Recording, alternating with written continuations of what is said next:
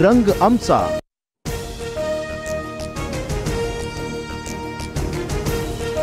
आंदोलनस्थळी जरांगेंची प्रकृती खालावली, वैद्यकीय पथकाकडून तपासणीस जरांगेंचा नकार।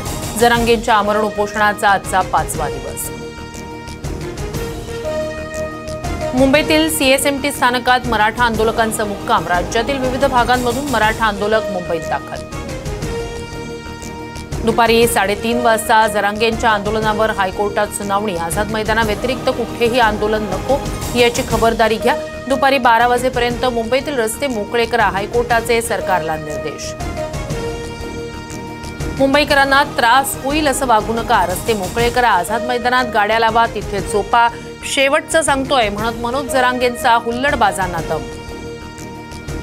मुंबई बाहेरून जे आंदोलक येतात त्यांना एंट्री पॉइंटवरच रोखा, नियम अटी पालन करताना कठोर व्हावं लागलं तरी चालेल, हायकोर्टाचे सरकारला आदेश।